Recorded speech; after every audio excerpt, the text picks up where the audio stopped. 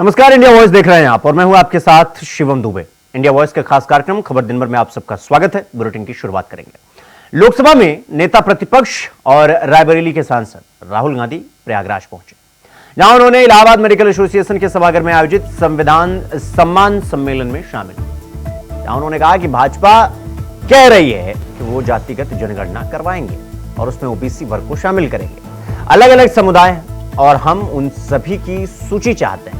हमारे लिए ये सिर्फ जनगणना नहीं, हमारे लिए ये पॉलिसी मेकिंग का फाउंडेशन है।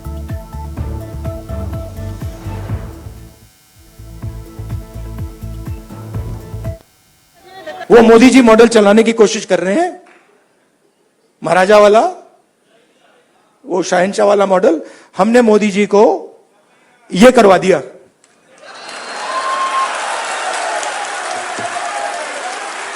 आप अपने आप को नॉन बायोलॉजिकल समझते हो। आप अपने आप को नॉन बायोलॉजिकल समझते हो। आप अपने आप को डायरेक्ट भगवान के साथ कनेक्शन समझते हो। Wrong number. Wrong number.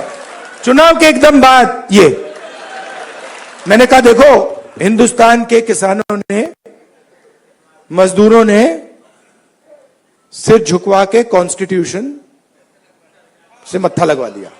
जो सीरियस राजनेता होते हैं उनकी लाइफ में कभी कभी राजनीति से आगे चीज बढ़ जाती है। मैं जाति जनगणना राजनीति के लिए नहीं कर रहा हूं, ये आप मत सोचिए। मुझे इसमें इंटरेस्ट नहीं है। मैं पता है क्यों कर रहा हूं? क्योंकि मुझे, जब मैंने हजारों लोगों से बात की है, जब मैंने उस मोची भाई से बात की ना, और उसने मुझे बताया कि किसी ने मेरी इज्जत नहीं की लाइफ में, मैं इस बात को एक्सेप्ट नहीं कर सकता। मैं इस बात को एक्सेप्ट करने को तैयार नहीं हूं कि हिंदुस्तान में ऐसे लोग हैं जिनके पास हुनर है, एक्सपीरियंस है, समझ है, मगर रिस्पेक्ट नहीं।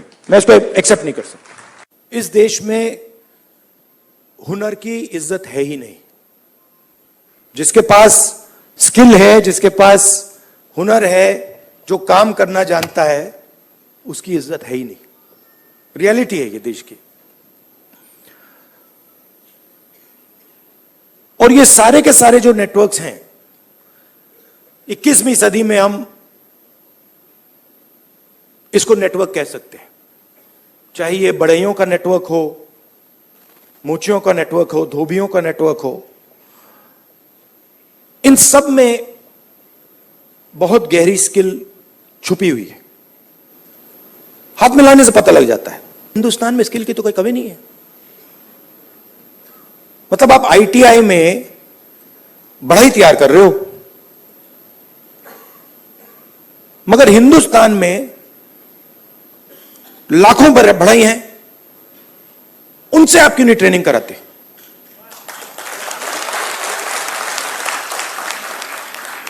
तो ये थोड़ा चौंक गए। मतलब, मैंने कहा मतलब बता देता हूं। मान लीजिए आपको नाई ट्रेन करने हैं, आप सर्टिफिकेशन सेंटर खोल दीजिए। हर डिस्ट्रिक्ट में आप एक सर्टिफिकेशन सेंटर खोल दीजिए और उत्तर प्रदेश के हर नाई को कह दीजिए, देखिए भैया, आप गुरु हो, आप शिष्य लो, उनको तैयार करो, अपनी दुकान में तैयार करो और फिर उनको सर्टिफाई करो। अगर आपके जो शिष्य हैं सर्टिफाई हो जाएंगे, आपको हम 100, 200, 500, 1000 रुपए बैंक अकाउंट में डाल देंगे। मतलब जो स्किल का नेटवर्क है उसका प्रयोग क्यों नहीं करते आप? तो खबरों में आगे बढ़ेंगे। हरियाणा के साथ जम्मू कश्मीर में चुनाव की तारीख का ऐलान हुआ है। तब से विधानसभा चुनावों में योगी आदित्यनाथ की डिमांड शुरू हो गई है। इसके साथ ही सियासत का भी पारा हाई हो गया है। देखिए रिपोर्ट। भारत के मुकुट जम्मू कश्मीर से अनुच्छेद 370 और 35(1) का कलंक मिटाने के साथ ही भारतीय जनता पार्टी ने जम्मू कश्मीर में विधानसभा चुनाव के प्रति अपनी प्रतिबद्धता प्रकट की थी। तो अगर खबरों में दम हुआ तो बीजेपी लोकसभा चुनाव की जंग के बाद अपनी सबसे मुश्किल सियासी जंग में एक बार फिर से अपने सबसे भरोसेमंद और हिंदुत्व के सबसे बड़े ब्रांड यूपी के सीएम योगी आदित्यनाथ पर दांव लगाने जा रही है। और ये जंग है जम्मू कश्मीर की सियासी रण क्षेत्र में। खबर है कि जब से हरियाणा के साथ जम्मू कश्मीर में चुनाव की तारीखों का ऐलान हुआ है, तब से ही विधानसभा चुनाव में सीएम योगी आदित्यनाथ की डिमांड उठना शुरू हो चुकी है। वैसे भी बीजेपी के चाणक्य अमित शाह ने जब से कांग्रेस पर निशाना साधते हुए राहुल गांधी से नेशनल कॉन्फ्रेंस के साथ गठबंधन को लेकर सवाल दागे हैं, तब से ही साफ हो गया था कि बीजेपी धारा 370 के इर्द गिर्द सियासी लड़ाई लड़ेगी। और ऐसे में बीजेपी के पास अगर सबसे बड़ा कोई चेहरा इस पूरे मुद्दे को लेकर दिखाई देता है तो वो कोई और नहीं बल्कि पीएम मोदी के बाद सीएम योगी ही हैं। भारत के मुकुट जम्मू कश्मीर से अनुच्छेद 370 और 35(a) का कलंक मिटाने के साथ ही भारतीय जनता पार्टी ने जम्मू कश्मीर में विधानसभा चुनाव के प्रति अपनी प्रतिबद्धता प्रकट की थी। अगर बात सीएम योगी की करें तो सीएम योगी बीजेपी के लिए क्यों उपयोगी हैं? जरा आंकड़ों पर गौर फरमाइए। गुजरात में 2017 में विधानसभा के चुनाव हुए। सीएम योगी ने 35 सीटों पर रैली की और 20 पर बीजेपी ने चुनावी जीत हासिल की, यानी सीएम योगी का स्ट्राइक रेट रहा करीब 57%। त्रिपुरा में 2018 के विधानसभा चुनाव में सीएम ने 9 सीटों पर प्रचार किया, 8 पर जीत मिली, यानी स्ट्राइक रेट रहा करीब 90%। कर्नाटक में ही 2018 में विधानसभा के चुनाव हुए। सीएम योगी ने 33 रैलियां की, 17 पर जीत मिली, यानी सीएम योगी की रैलियों की बदौलत 52% सीटों पर बीजेपी को जीत हासिल हुई। मध्य प्रदेश में साल 2018 में चुनाव हुए, उस वक्त भी सीएम योगी ने 15 सीटों पर रैली की, 10 सीटों पर बीजेपी जीत गई। इस हिसाब से बीजेपी सीएम की जनसभाओं वाली करीब 67% सीटों पर जीत हासिल की। महाराष्ट्र में अब रुक करते हैं। 2019 के विधानसभा चुनाव हुए। सीएम योगी ने 12 विधानसभा सीटों पर प्रचार किया, 7 पर जीत हासिल की। यहाँ सीएम का स्ट्राइक रेट करीब 58% रहा। इसके साथ ही बिहार में 2020 पे चुनाव हुए। सीएम ने 19 सीटों पर रैली की, 13 पर जीत हासिल की। यहाँ सीएम रैलियों वाली कुल सीटों में करीब 68% बीजेपी जीती। उत्तराखंड में 2022 के विधानसभा चुनाव में 1 सीट पर प्रचार किया, उस पर बीजेपी जीती, स्ट्राइक रेट रहा 100%। उसी साल उत्तर प्रदेश में विधानसभा का चुनाव भी हुआ। सीएम ने 181 सीटों पर धुआंधार प्रचार किया और जिन सीटों पर प्रचार किया वहां 121 सीटों पर बीजेपी ने जीत हासिल की। सीएम का स्ट्राइक रेट यहां भी करीब 67% के आसपास रहा। गुजरात में 2022 में विधानसभा का चुनाव हुआ तो इस साल सीएम ने साल 2017 के मुकाबले 13 कम सीटों पर रैली की। सीएम ने साल 2022 में विधानसभा चुनाव में 22 सीटों पर प्रचार किया, 15 पर जीत हासिल की। इस चुनाव में सीएम का स्ट्राइक रेट करीब 70% के आसपास रहा। इतना ही नहीं, त्रिपुरा में विधानसभा चुनाव में सीएम ने 6 सीटों पर प्रचार करते हुए 100% का स्ट्राइक रेट हासिल किया। यानी बीजेपी के लिए योगी उपयोगी रहे। अब चुनाव जम्मू कश्मीर में होना है और बीजेपी जानती है कि हिंदुत्व के सबसे बड़े चेहरे सीएम योगी की बदौलत ही जम्मू कश्मीर की सियासी जंग में लड़ाई को जीता जा सकता है। तो सवाल यही कि क्या योगी एक बार फिर से होंगे बीजेपी के लिए उपयोगी? Bureau report, India voice, Lucknow.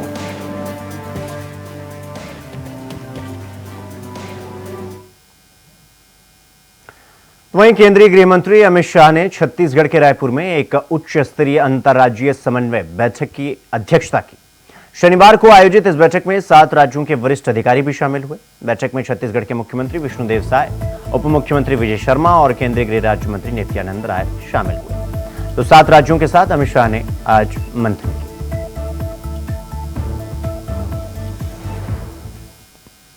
Joint task force 3 राज्यों का, कहीं 2 राज्यों का, जहां जैसा जंक्शन है वो बनाया गया है सूचना के आदान प्रदान का खाका भी मजबूत किया गया है और भारत सरकार की एजेंसियां सभी राज्यों के बीच में कोऑर्डिनेशन का भी काम कर रही है और ज्वाइंट टास्क फोर्स के बहुत अच्छे परिणाम हमें मिले हैं। उचित समय पर करेंगे, आप चिंता मत इसी करो। से जुड़ा हुआ एक और सवाल जब तय करेंगे तब मैं घोषणा करूंगा कैसे होगा, कब होगा, कैसे होगा।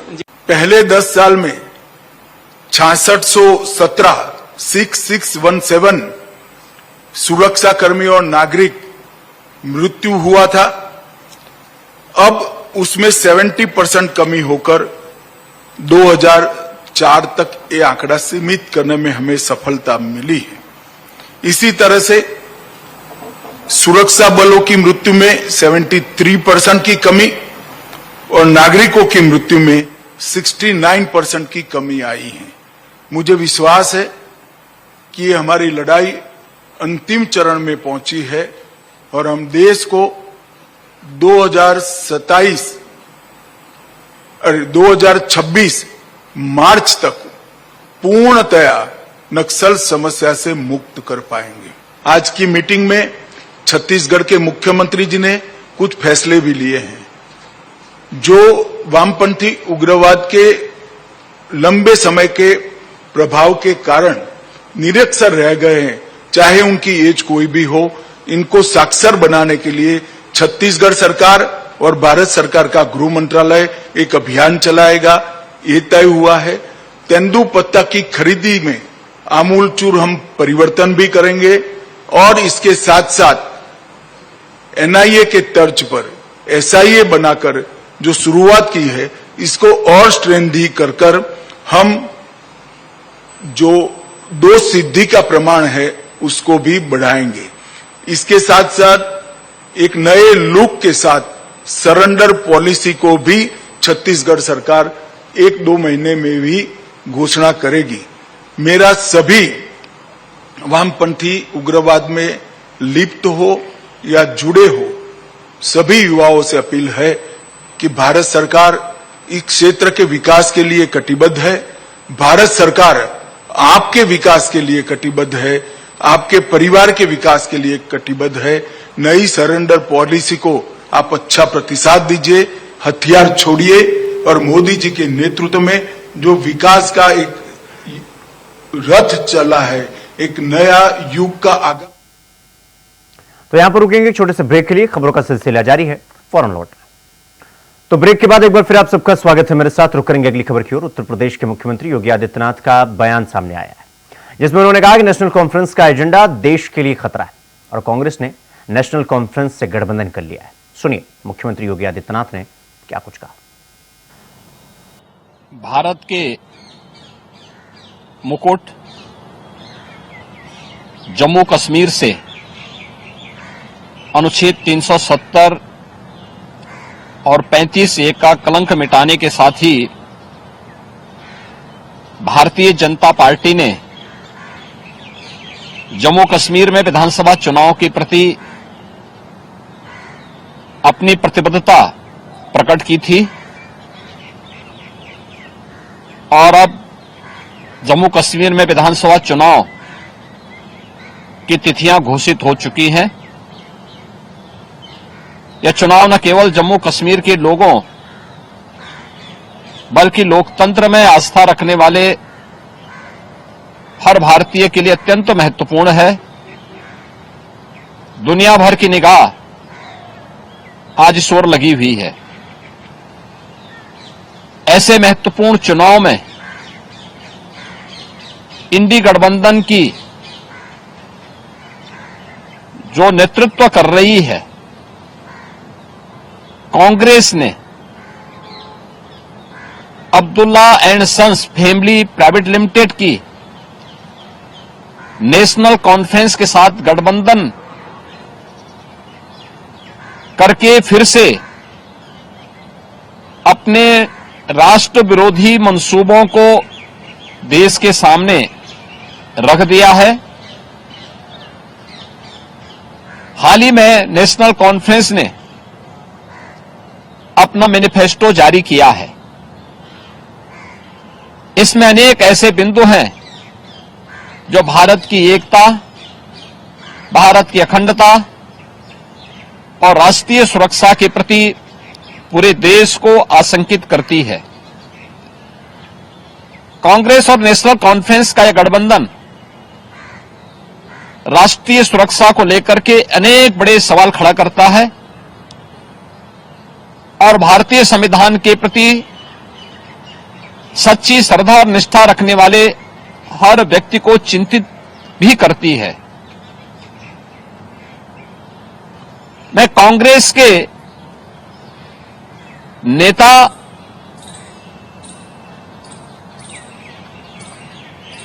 श्री राहुल गांधी से पूछना चाहता हूं कि क्या कांग्रेस नेशनल कॉन्फ्रेंस के जम्मू कश्मीर में फिर से अलग झंडे की घोषणा का समर्थन करती है? क्या राहुल गांधी और कांग्रेस पार्टी धारा 370 और आर्टिकल 35A को वापस लाकर जम्मू कश्मीर को फिर से अशांति और आतंकवाद के युग में धकेलने के जम्मू कश्मीर नेशनल कॉन्फ्रेंस के घोषणा का समर्थन करती है? क्या कांग्रेस जम्मू कश्मीर के युवाओं के बदले पाकिस्तान के साथ वार्ता करके फिर से अलगाववादी ताकतों का समर्थन करती है? तो वहीं जम्मू कश्मीर विधानसभा चुनाव की उल्टी गिनती अब शुरू हो गई है। इसी के साथ ही पीडीपी प्रमुख और जम्मू कश्मीर की पूर्व मुख्यमंत्री महबूबा मुफ्ती ने इस बार के विधानसभा चुनाव के लिए अपनी पार्टी का मैनिफेस्टो भी जारी कर दिया है। जहां महबूबा ने यह भी कहा कि अगर दोनों पार्टियां पीडीपी के एजेंडे को फॉलो करती हैं तो वो गठबंधन के साथ केंद्र शासित प्रदेश की सभी 90 सीटों पर चुनाव लड़ने को तैयार है। अलायंस तो बहुत दूर की बात है, सीट शेयरिंग तो बहुत दूर की बात है। अगर कांग्रेस नेशनल कॉन्फ्रेंस हमारे एजेंडे को अपनाने के लिए तैयार है कि रेजोल्यूशन ऑफ कश्मीर जरूरी है, टॉप प्रियॉरिटी है, रास्ते खोलना, बाकी हम बोलेंगे उनको आप भी सारी सीटें लड़ो, हम आपके पीछे पीछे चलेंगे। बिकॉज मेरे लिए resolution of Kashmir problem is much more important than anything else.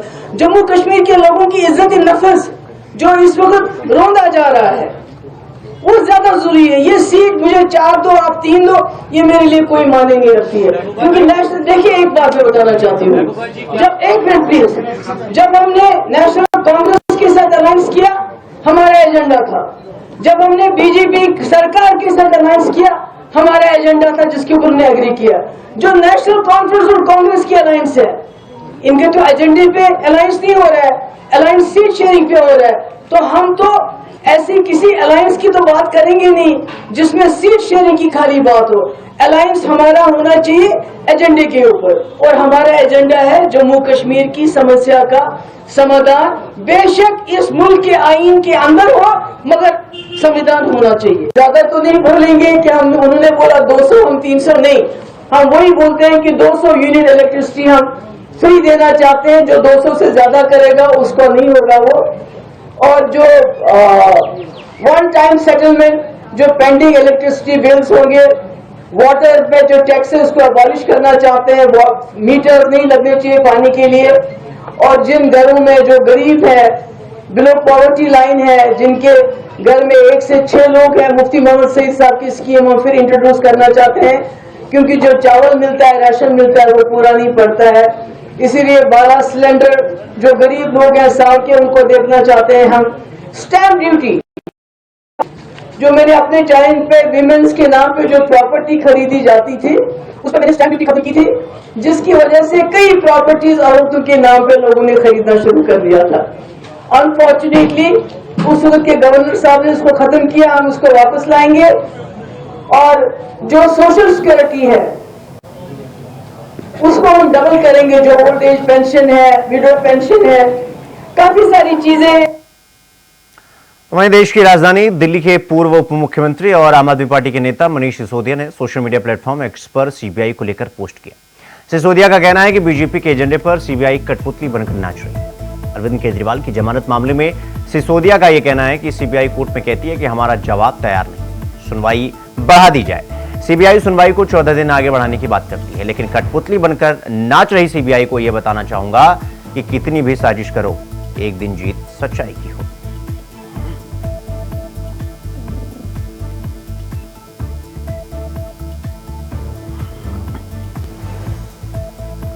तो सीबीआई को कठपुतली बताया है मनीष सिसोदिया ने। उन्होंने कहा कि बीजेपी की कठपुतली बनकर नाच रही सीबीआई साबित करने में सक्षम नहीं हो पा रही है और कोर्ट से मोहलत मांग रही है, 14 दिन का समय मांग रही है, लेकिन कितनी भी साजिश कर लो, सच्चाई की अंत में जीत होगी।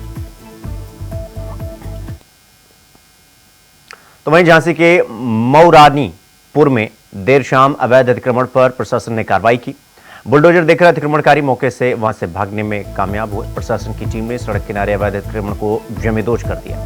दरअसल मऊरानीपुर के गरौठा चौराहे पर सड़क किनारे काफी समय से अतिक्रमणकारियों ने कब्जा कर रखा था, जिसके बाद प्रशासन की टीम ने कार्रवाई करते हुए अवैध कब्जा ध्वस्त कर दिया।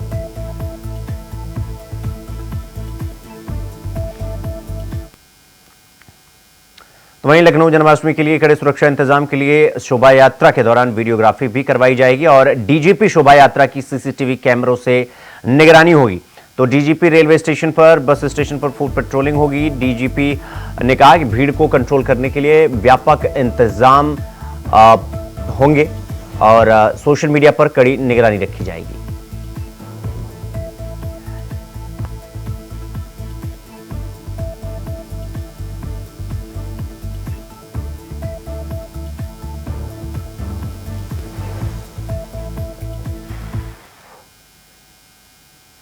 खबरों में आगे बढ़ेंगे। अगली खबर अलीगढ़ से है, जहां 28 तारीख को खैर के गुरुकुल पब्लिक स्कूल में मुख्यमंत्री योगी आदित्यनाथ जनसभा को संबोधित करेंगे।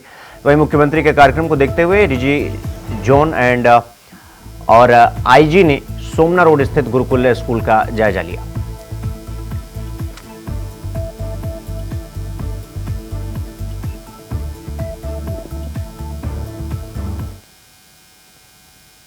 तो वहीं छत्तीसगढ़ के बलौदाबाजार हिंसा मामले में देवेंद्र यादव की गिरफ्तारी के विरोध में कांग्रेस प्रदेश भर में प्रदर्शन कर रही है।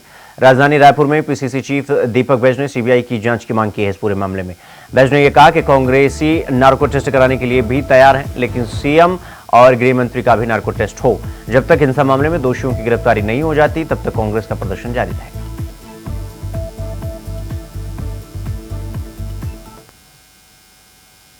तो खबर दिन भर में फिलहाल अभी के लिए बस इतना ही। देश और दुनिया की तमाम बड़ी खबरों को देखने के लिए देखते रहिए वॉइस। नमस्कार।